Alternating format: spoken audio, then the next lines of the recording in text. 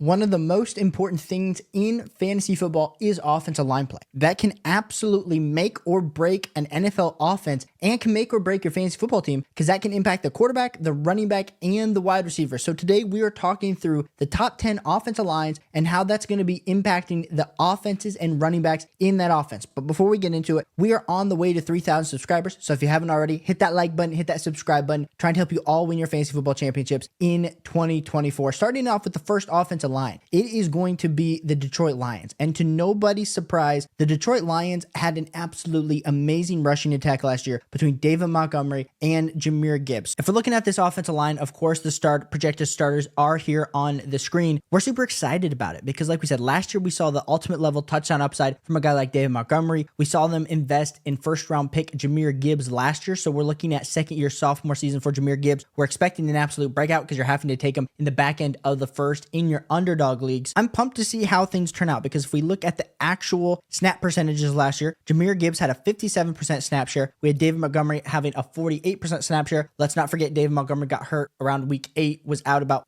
2 to 3 weeks. Jahmyr Gibbs absolutely took over as the bell cow. David Montgomery came back. But when we're looking at the receptions, the goal line touches, that's what's really exciting because I think a lot of people see the amazing David Montgomery touchdown numbers where last year he had 13 total touchdowns. But what a lot of people don't remember is that Jahmyr Gibbs had 11 total touchdowns. So it wasn't really that much of a disparity between the two. And the part that we need to understand here about the green zone touches, it's not just red zone touches. Green zone actually refers to touches inside the 5-yard line. So we absolutely love to see that Jahmyr Gibbs had some green zone touches as much as David Montgomery was huge, but we still saw David Montgomery, of course, put up 209 fantasy points in PPR, and then we saw Jahmyr Gibbs put up 246. Now, I think the most important thing that I want to hit on with this Detroit Lions overall offense is Detroit was actually the 8th most rushing attempt heavy team. So it wasn't like they were even towards the top. There's a lot of room to grow here in this rushing attack. They didn't add any major wide receivers. They still got J-Mo, Amon-Ra St. Brown, Sam Laporta. So I absolutely love the values right now on Jahmyr Gibbs and David Montgomery. Absolutely think this O-line's going to kill it. We know how Dan Campbell likes to run the ball. Detroit Lions, Jahmyr Gibbs, David Montgomery, be taking those guys in your fantasy football drafts. Absolutely love that it's the number 1 O-line. I think it's going to be super successful, especially even like a late round stacking option with a Jared Goff potentially on the board. The second best O-line, according to PFF, is going to be the Philadelphia Eagles. And the Philadelphia Eagles projected starters, of course, they lose Jason Kelce, so that's a pretty big hit. But they do add Cam Jurgens, who adds in at the center position. He has only played 45 total NFL snaps as a center, but they also had to replace their right guard,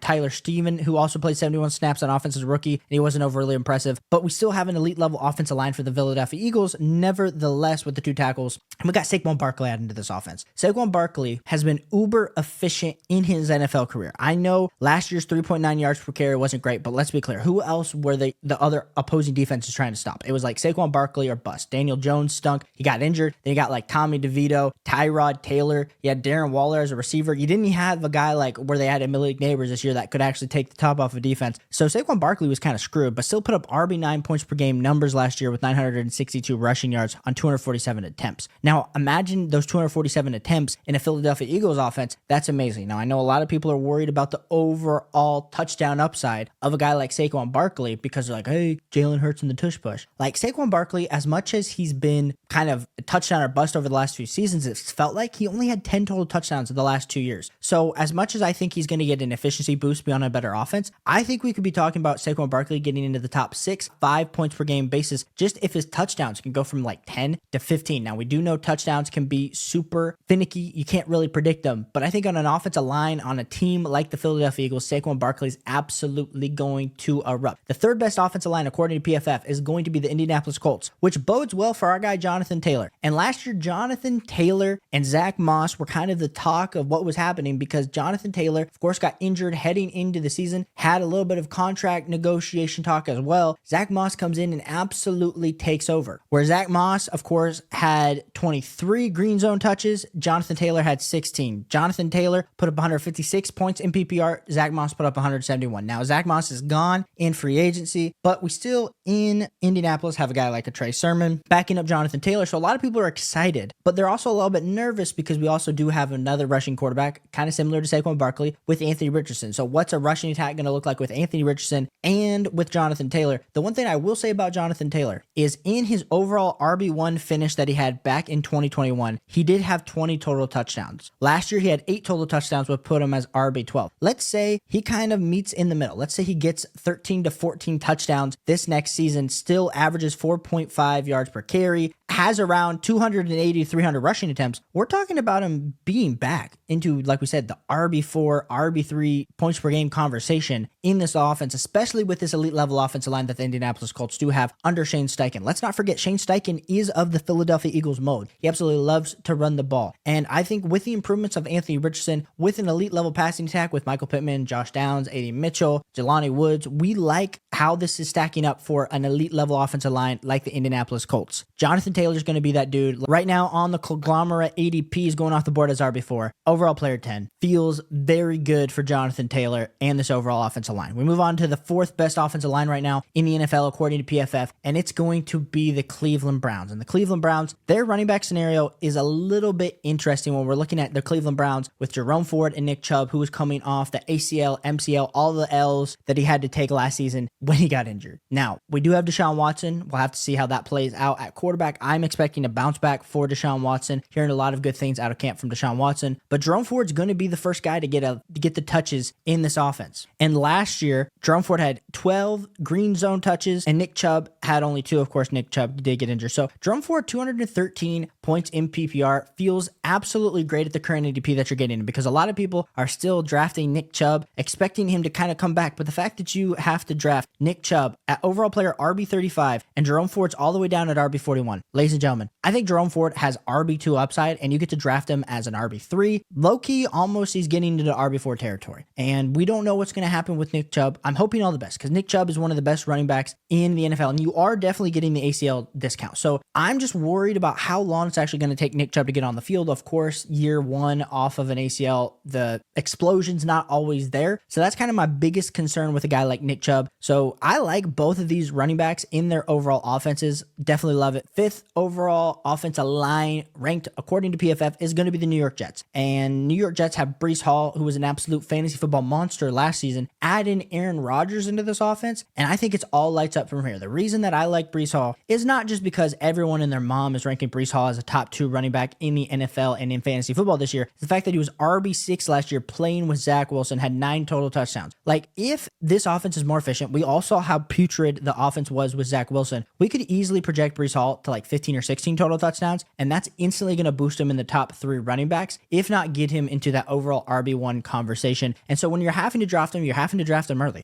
I mean, it's just going to be what it is. Breece Hall is going right now off the board in overall ADP at RB2. So he's going ahead of Bijan Robinson, behind a guy like CMC. I feel like it's very valuable. I want you to know, 5th overall offensive line for the New York Jets. Don't be scared, of course, of Breece Hall. You shouldn't be. 6th best offensive line in the NFL is going to be Atlanta Falcons. All of a sudden, no more Arthur Smith. Bijan Robinson enters into the fold. And Bijan Robinson last year, if we look at this, had 15 total green zone touches, 60 receptions. So on PPR at 252 points. Like, if we can get those green zone touches, even like he gets 5 to 7 more of those, we could be talking about Bijan Robinson absolutely blowing his ADP out of the water, because we haven't seen a running back pretty much like this type of mold since CMC, since LaDainian Tomlinson. This is a type of league-winning, league-breaker type running back with Bijan Robinson, with an offensive line that's super elite, and with an added new quarterback. I think everything in this offensive line bodes well, both for Kirk Cousins, Bijan Robinson, and of course for Drake London and Kyle Pitts. But I definitely want some Bijan Robinson when you're having to select him. I know it's early. I know he's an early round pick. I know you got burned last year, but the Atlanta Falcons offensive line is super elite. The 7th best offensive line in the league is going to be the Kansas City Chiefs. Great for Patrick Mahomes, Rashee Rice, Travis Kelce, Xavier Worthy, Hollywood Brown. But Isaiah Pacheco has been a guy that honestly I've been kind of in and out on all offseason. The main reason has just been I don't know if he can kind of repeat what he did last year, where he was the RB14 on a points per game basis and had 9 total touchdowns. But if he can get playing more than 14 games, if he can have more than 205 rushing attempts, 935 yards, 4.6 yards per carry, because this is an elite level offensive line, I think we'll be talking really good. I mean, you still got Creed Humphrey, who's the best center in the NFL. You got Joe Tooney. He might be the best pass blocking guard in the league. You got Trey Barkley. Smith honestly was pretty underrated despite having the 10th highest graded guard in 2023. Those three really form maybe one of the top three inside offensive lineman trio. Really part for me with this offensive line is going to be on the tackles. We all saw Juwan Taylor take all those offsides last year when he was jumping off the line super early. So the tackles are a spot to kind of watch with this offense, but Isiah Pacheco definitely with it being a higher rated offensive line and of course being tied to Patrick Mahomes, all good things. We move on to 8th overall, and it's going to be the Buffalo Bills. And goodness gracious, Josh Allen better have one of the better offensive lines in the league because he has no one to throw the ball to. Whether you like Keon Coleman, whether you don't, whether you like Khalil Shakir, you don't, whether you like Curtis Samuel, listen, I like all those guys a little bit. I also like Dalton Kincaid. I'm just a little bit worried about not having an elite level wide receiver to really take the top off the defense. We'll see. Josh Allen could just be that dude that elevates the whole offense. That's what we've seen. That's what we've known. Also has a ton of rushing upside, but really in particular with the Buffalo Bills being the 8th overall offensive line, how does that bode for James Cook? And James Cook last year had 20 green zone touches. 20 green zone touches put him at 230 PPR points per game with 45 receptions. That's going to have to go soaring up for me, in my opinion, in that overall efficiency for James Cook to really kind of return value, because right now he's going off the board as RB13. And even with having an elite level offensive line makes me a little bit nervous about James Cook's overall value. Of course, some guys that are above him in these rankings, a guy like a Josh Jacobs or even a Devon Achane, they are not going to make this list of top 10 offensive lines. So you could make the argument if you're kind of in a tier break or tiebreaker that, hey, maybe I'm going to go with James Cook because I like the offensive line a little bit more better according to PFF. That's totally fine with me. I just will have to see how James Cook plays out because I think he needs a little bit more of those PPR receptions to help boost his overall fantasy stock heading into 2024. Move on to the next offensive line graded by PFF, and that's going to be at number 9, the Pittsburgh Steelers. Now, two good things about this ranking. Not only do the Pittsburgh Steelers have an elite level offensive line, a top 10 NFL line projected into the 2024 season, you add in Arthur Smith. And what does Arthur Smith like to do? He loves to run the ball. We got Najee Harris and Jaylen Warren, baby. It is their time to shine. And we're looking at their overall ADPs right now. Najee Harris is going off the board as RB25 and Jaylen Warren's going off the board as RB26. I do not know which one is going to be the dude because there's always a dude in an Arthur Smith offense. It's usually the one you don't expect. So everyone's expecting it to be Najee, probably going to be Jaylen Warren. But Arthur Smith does like his running backs to be a little bit cloggier, likes to absolutely shove the ball up the middle, and that could definitely be Najee Harris's bread and butter. So we'll have to see how those kind of end up working out because last year, Jaylen Warren had 10 green zone touches and Najee Harris had 25 green zone touches. And they were really close in points per game. Jaylen Warren at 201, Najee Harris 197. So where they're kind of going currently in drafts, I feel like it's a